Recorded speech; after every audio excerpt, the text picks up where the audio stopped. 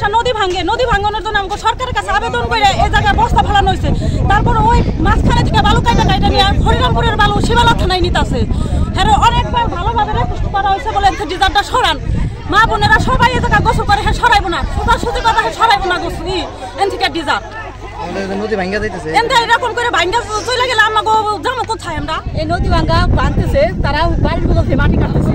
আমরা কতবার বলছি যে এই জায়গা মাটি কাটা যাবে না, তারা মাটি কাটবে, তারা ফিরে না কি ওর কথাই। আমরা নদীর পারে আছি, কেমন আমাকে জায়গা বাসা রাখার তার কাইতে রাখে গরিব মানুষ আমরা, তারা এই হরিরামপুর থানাতে সীমানা ফেলা চলে যায় মাটি কাটে।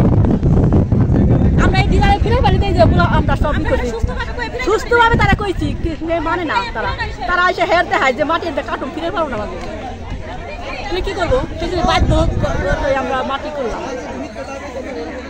মাটি কাটলে সরকারে যদি ব্যবস্থা ফেলাইছে তাহলে কিসের জন্য ফেলাইছে? এটা আমাকে এর জন্য ফেলাইছে। তারপর বাধা দিলি বাদে কয় যে সরকারের কাছে আবেদন নিয়ে তারপরে আমরা এটি করতেছি। এটি কয় আমরা সরকারের যদি বস্তায় ফেলাই তাহলে সরকার আবার আমাকে কিসের হেল্প করলো? আর এখান থেকে আপনি কাটার দিয়ে ডেজার দিয়ে মাটি কাটতেছে, এই অবস্থা তো আমরা থাকতে পারবো না। এখানে আমাদের বাড়ি তো নদীর পারে। মানে আমাদের সরকারের থেকে যে বস্তাগুলা কাতার ধরে যে ফেলাইছে, আমাদের বাড়ি যাতে না ভাঙে সেই জন্য বস্তাগুলো ফেলাইছে।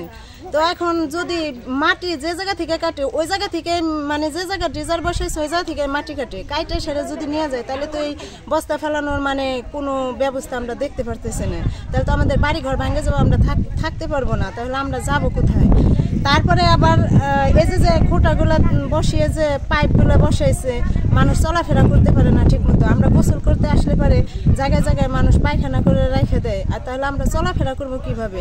আবার আমরা যখন রাস্তা দিয়ে চলাফেরা করি তখন বালি উড়ে আমাদের চোখে মুখে বা কলসে করে যদি পানি নিয়ে যায়, তাহলে ওই পানিতেও কিন্তু বালি চলে যায়। তাহলে আমরা ওই পানি দিয়ে কিভাবে রান্না বান্না করব?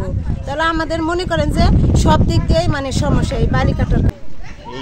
আমরা নদী শিকারত লোক, এই যে আমাদের বাড়ি মনে করেন, এই যে বাড়ি, যে রাস্তার হাতে থেকে বাড়ি মনে করেন যে এই জায়গাটুকু মনে করেন যদি আমাদের ভাঙ্গে যায়, আমাদের ফাঁকে আর বাড়ি করার আমাদের আর তৌফিকার নাই।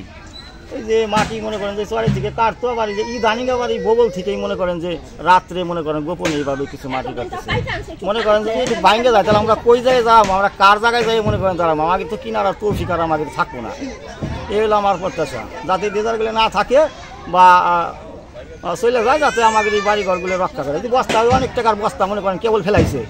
এই কিছুদিন আগে ওই যে আমার আবেদন হলো বর্তমান অন্তর্কালীন সরকার যারা আছে, যাতে এইগুলা যাতে আমাদের থাকে, রক্ষা যাতে থাকে, আমরা বাড়ি ঘরে থাকতে পারি। আগের দেশ ভেঙে গেলে আমরা জাম কোথায় বাবা, তাই তো এইরকম করে অত্যাচার করতেছে যে তামান লাফানি কান্দা কাইছে কইরা আমরা বস্তা দিন ফেলাইছি। তা আমরা নদী ভাঙ্গা শিকাস্ত মানুষ, তা আমরা তো নদী ভাঙ্গা তার ভিতরে টাকা কামাই করে তারা গাঙ্গে ভাগে তোর আইগেই নাই, তার আইগেই নাই। তা আমরা আমরা বস্তা কিনে ফেলাই, তারা এরকম ক্ষতি করবো কিছু জন্তি।